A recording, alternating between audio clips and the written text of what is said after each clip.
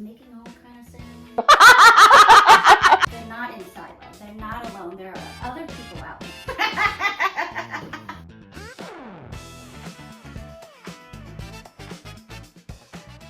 Hi guys, welcome back to Long Story Short with Tina. I have Jen, she is one of my best friends, here to talk with me about whatever the fuck we want. So Jen, tell the whole world about you. I'm a Navy veteran, so I wanted to say that. That's one of the things I'm most proud of that I did at an early age, right out of high school. And then I'm blessed to be able to work with veterans in the military on a daily basis now. So in my business, which is Global Pathway Studies, and we have a program called GPS for Vets, where we do transitional services for veterans and military families. We're gonna start with our wheel of emotion today. So let's see. I'm happy today. A little playful. That's it. Jen, what's your feelings today? Emotions. Well, I am happy and let's see, definitely optimistic, and I'm feeling a bit courageous today. Oh, very nice, courageous. Mm-hmm.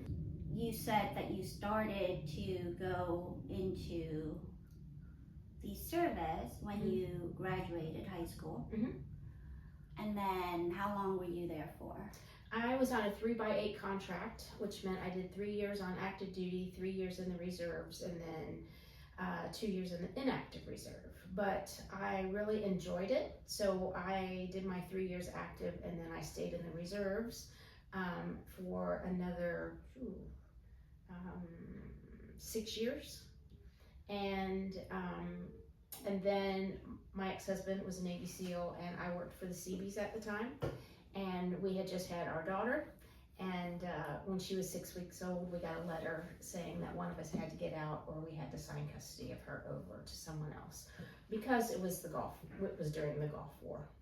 Always looking for the shiny penny and fun things and exciting things and risk, and it was, now what am I going to do? I want to be a stay-at-home mom as much as possible. Right.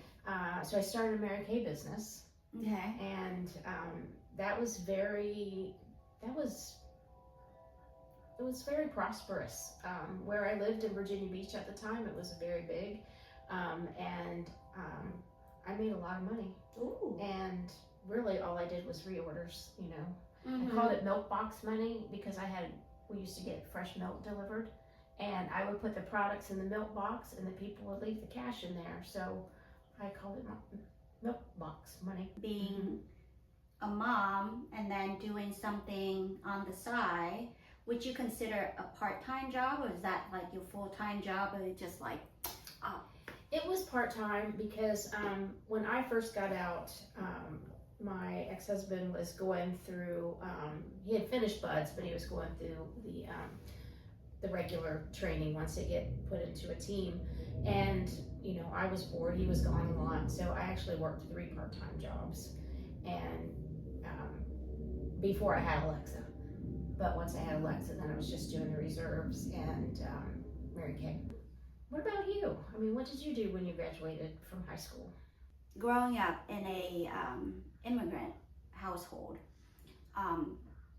I would consider my sister went to college. She just didn't finish. Your parent always want you to go to college, be an engineer, a doctor, a pharmacist, anything that they think that makes a lot of money. Right. They want me to go into. So I went to college. So I worked at a flea market when I was 13. I love sales. I'm really good at it. And when I was in high school, I worked for Thompson Cigars and lemon sauce. So I can pick up any phone call and just switch to, hey, would you like to buy a linen sheets with that, lovely duvet cover? Or I can pick up the phone like, hey, Thompson Cigar, how can I help you? But I went to college and I got myself a bachelor in MIS, Management Information System, Mm-hmm. and I hated IT.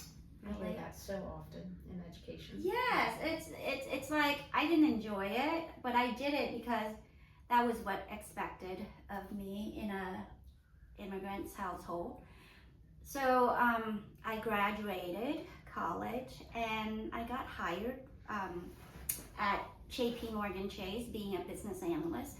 Honestly, I worked, so I went out during college, I interned at Raymond James, and then I got a job at JP Morgan Chase, and then I moved to Citibank, and I moved to Verizon, and I hated it. It's not what I want to do. Right.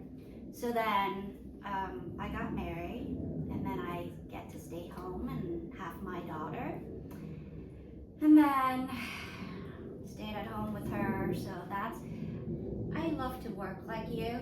So staying home, it was really nice, but I thought there was something missing. So we moved from Florida to Virginia for a little bit.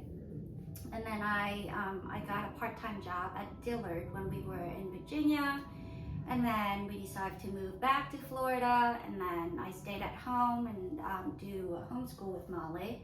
And then when I realized she doesn't need me at home 24/7, so I decided to become a realtor, and that's really what I want to do. Yeah, I'm really, that's what you're good at. so college did what my parent wanted me to do, not what I want to do. I feel like I earned that degree for them. You know, it wasn't for me, but I'm sure most of immigrants' family, children feel that way. You know, being in international education, one of the reasons I got into career and certification training is I ran an international K-12 for several years, and that's what I saw over and over and over again is kids being forced to go to university. They didn't want to go. They really weren't a good fit. Their parents couldn't afford it. I knew they were going to end up with all this debt, and so I've always been a big proponent of the trades. You know, a couple decades ago, that's not the case. You go to school, when you graduated high school, if you're not going to college, you are useless. You are a failure. You know what I mean? Well, university was pushed on everybody for about 3 decades. Yeah. So I was the only one in my high school graduating class who did not take the ACT or the SAT.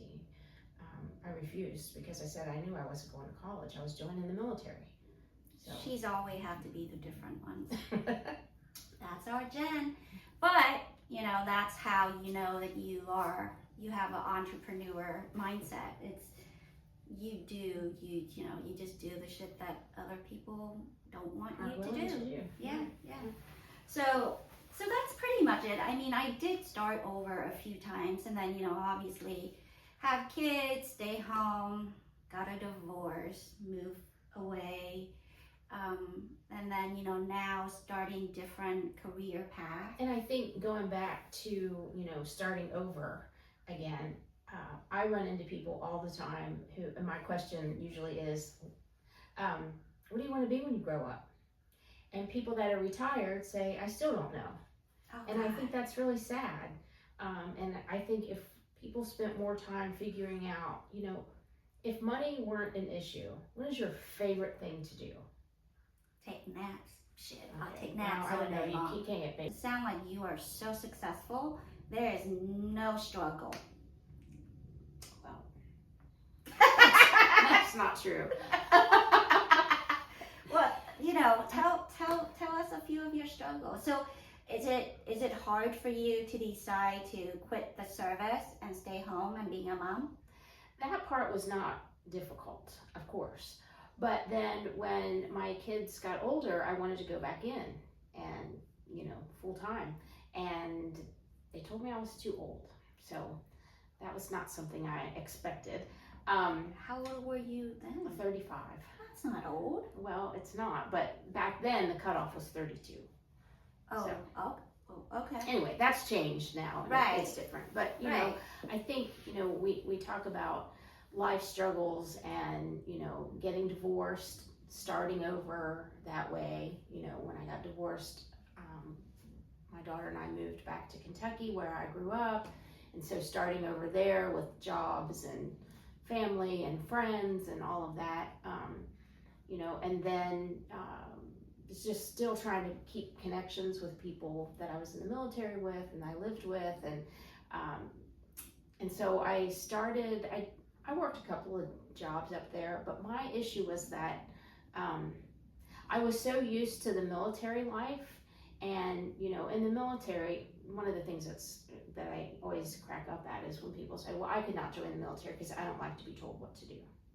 Well, do you have a mom and a dad? Have you ever had a principal or a teacher or a boss? You're always going to be told what to do by somebody. I work for myself, but I have a board that guides me.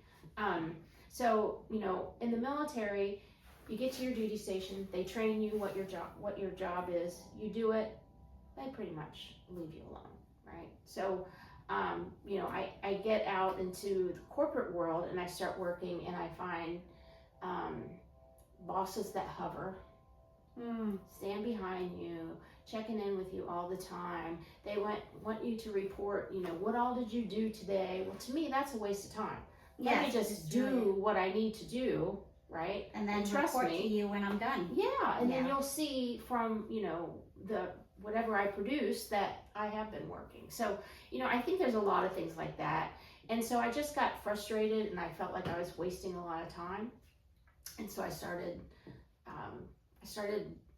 my own business. I did business consulting. I bought an RV. I traveled around in that for 3 years. And I just traveled around. I sold the online courses. I worked for another school back then. And, you know, I did business consulting on the side. I helped start several online schools and things like that. So it was, you know, I was always looking for something more, right? And, you know, I think that that's part of life's journey, right? I mean, a lot of people don't understand what entrepreneurship is. You know, they don't understand, you know, why can't you just go get a job, get a check from the man and be done? But some of us aren't built that way. Well, some of us love the struggle. And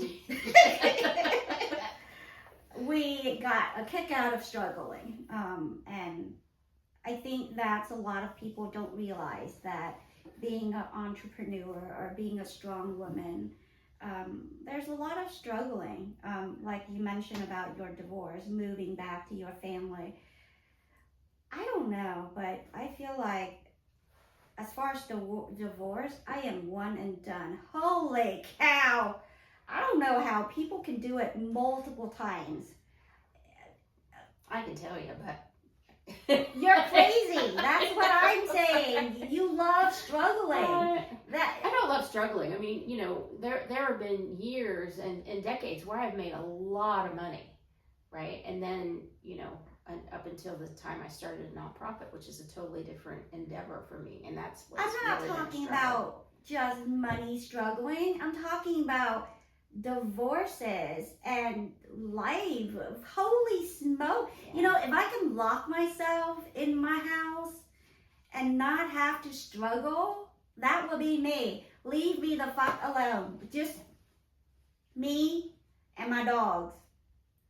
I love a challenge. Well, I think there's so many things that go into starting over.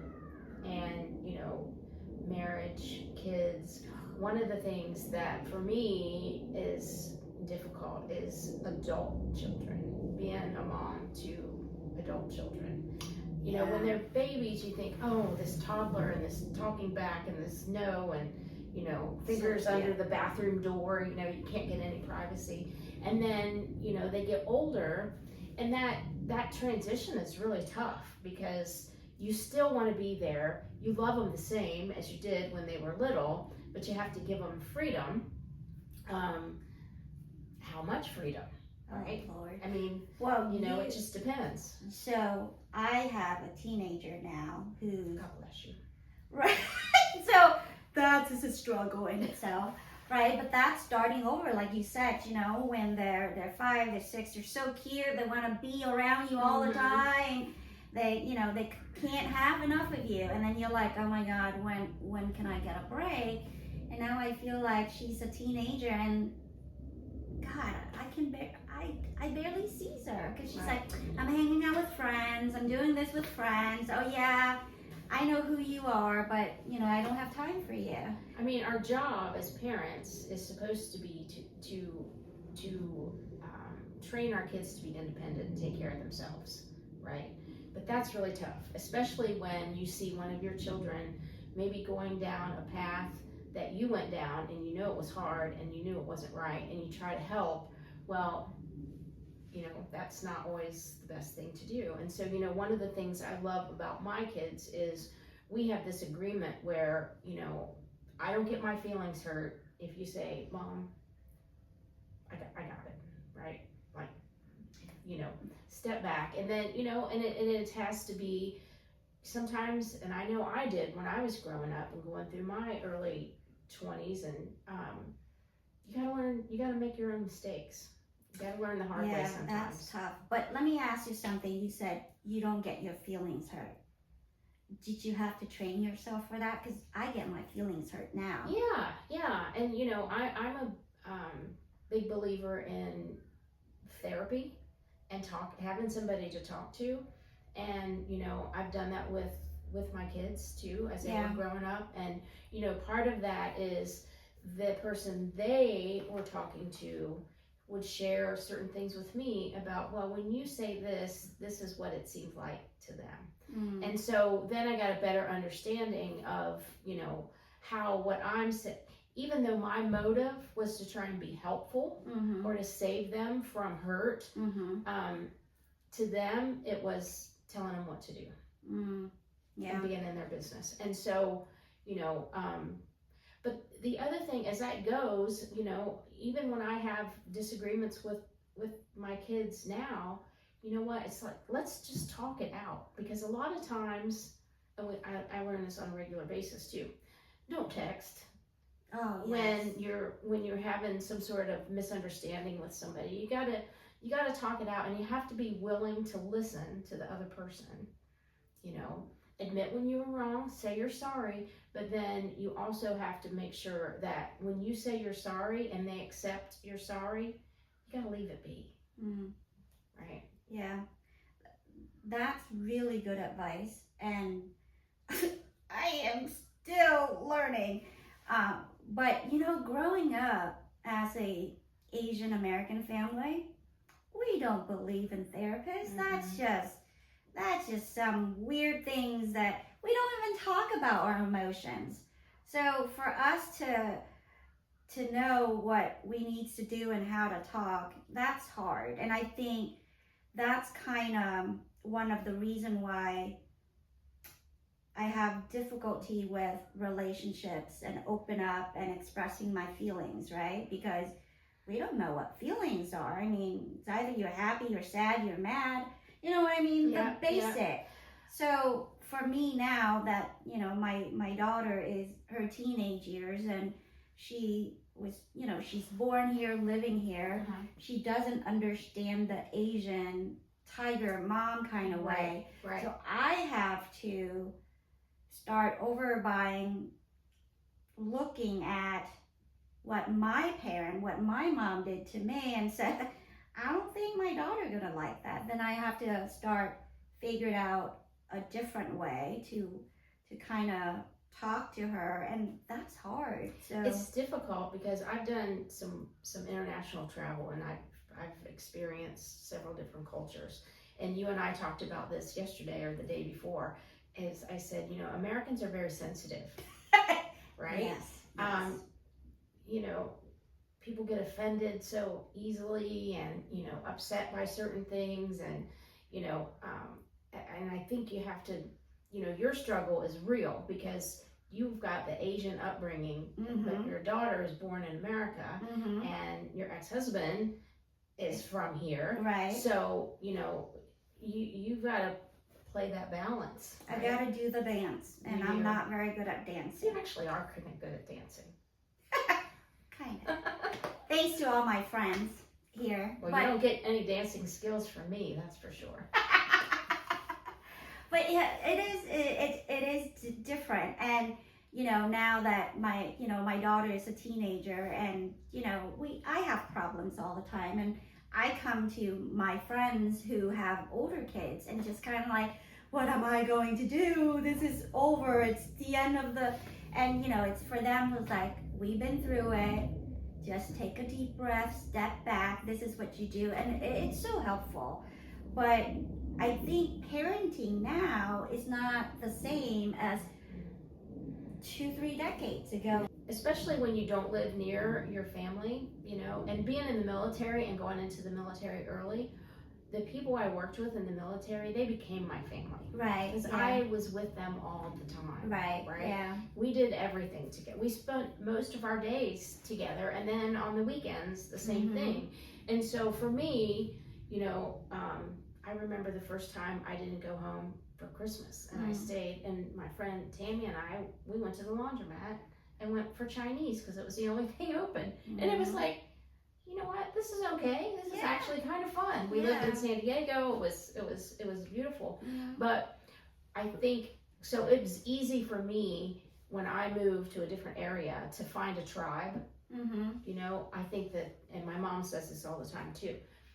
The friends you have in Tampa are the very best friends you've ever had. Yeah. And I think we're older. After you turn 35, it gets easier. Women aren't very competitive in their teens and 20s and early 30s. And when you get to be, 40 on, and then when you get to be 50 on, you're like, I don't give a shit if you like me or not, right? Yes, it's true. Be gone, right. But it's creating that bond with other women that you trust and that know you, and you have to allow yourself to be vulnerable with somebody. Oh God, I mean, one of the things I love about having, like a therapist is, I can talk to you about so many different things, and you shoot me straight most of the time, whether you hurt my feelings or not. But still, you're hearing you know what I mean? Like when you talk to just your friends or your family about something, versus talking to somebody that has no skin in the game, and can look at things several different ways, perspective, and say, well, Jen, I don't know, why did you feel like that? I would think if somebody said that to me, I would feel like this, and then I'd be like, oh, you know what? Yeah, you're right. I never thought of it. So I love having somebody on the outside that can give you a different perspective. Yeah, I always said when you're in it, you can't see a damn thing. Right. You gotta step out of it. And it's hard. It's hard for us women because we're so fucking emotional, and it's hard to step out. But we're used to fixing everything ourselves. The toilet's broken. Yeah. Yeah. And that's another topic in itself, right? A lot of women we're so independent that I feel like, and we have talked about this. Your son said that because you're so independent that men doesn't feel like we're needed them because we do everything ourselves. So we're gonna talk about that at another episode. Yeah, let's save that for another episode. That's gonna be a very long episode. There's gonna be a lot of cursing and dirty talk in that one too. It doesn't matter what age you are, and it doesn't matter whether it's in business or personal. Starting over is the name of the game in our life right now. Being willing to start over. Oh. Some people dig their heels in and they just refuse, and That's true.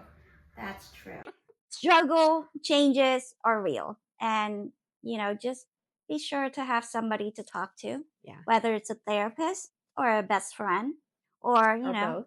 Or both, yeah. And know that we understand, and know that it's tough. Parenting adult children's are tough. Parenting teenagers are tough. Parent who have baby nows who wish they have a minute alone so that they can pee is tough. So you need support. And I think this is the reason why we created this podcast. This is the reason why a lot of older women, we understand the struggle, and all of us are out there to help. And like Jen say, women, when you're still in your like mid 30s, younger, we're all fucking catty. we can't stand each other, but it gets better, guys. It gets much better. It is. It gets much better the older you get. And, when I was younger, I didn't have friends. And I thought, man, I must like really suck as a person. But it's not it. It's the age. It's the age of learning who you are and who you're comfortable with. And like Jen said, now we're at the age where fuck you if you don't like me. Well, We'll find somebody else. That when my daughter and grandson lived with me, after we would put him to bed, we would have Fuck It Friday. Yeah. And that was, you know what? You drink and eat whatever you want, and you just fuck it, right? Yeah. So we do that now. Yeah. I try and come down here to Tina's every Friday and have Fuck It Friday, and we laugh and eat and drink and just have such a great time. So what Jen is saying is that it doesn't matter where you are, who you are, at what stage in life you are, the struggle or real, and find a friend. Find a friend. I think the art of starting over is have a friend with you. You don't have to have a lot of friends. You just have to have one good friend who will listen to you and who would cry with you, who would laugh with you, who would do stupid shit with you, and you're all set. All right, guys, to wrap up our episode is my long story short with Tina. What's the long story short this week? Leave me the fuck alone. Guys, girls, just too much.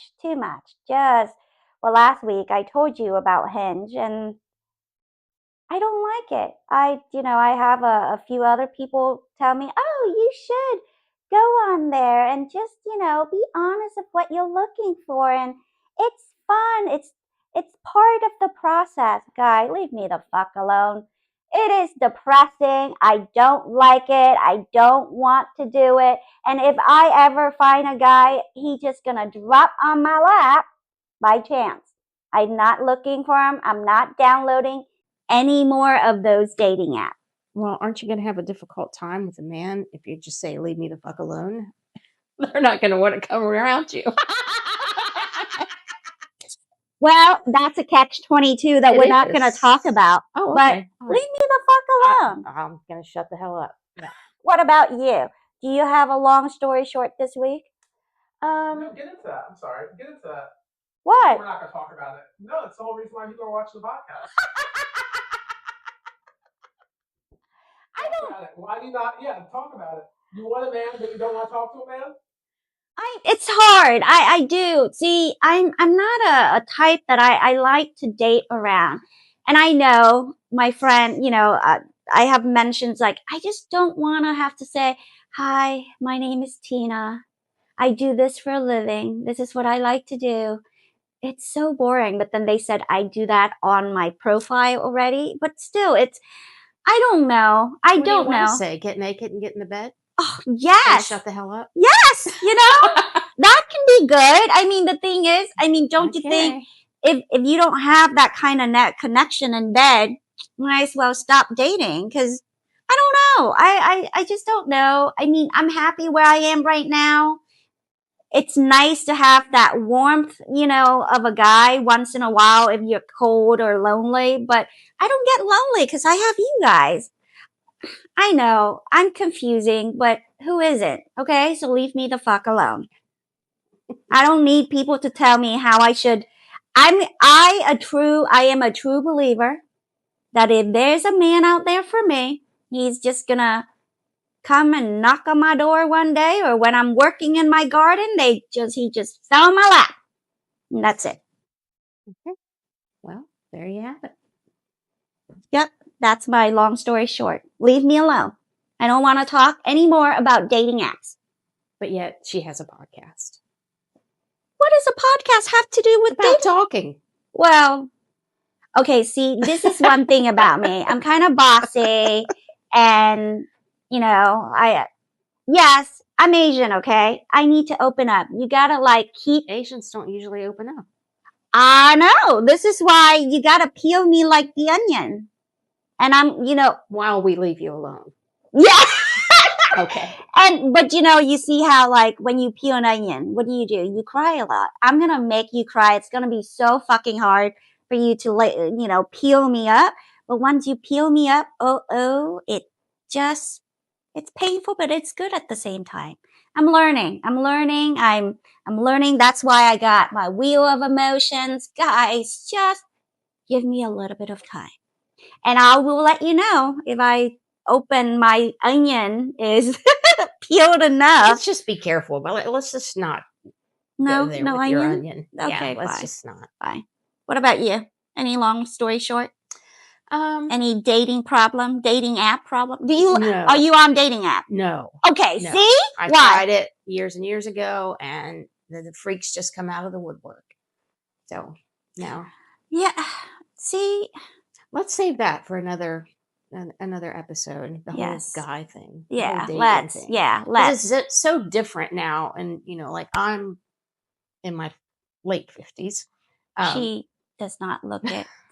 Yeah, years doesn't matter now. People live up to 100, so it's just different. The guys in my age bracket look different than the guys in your age bracket.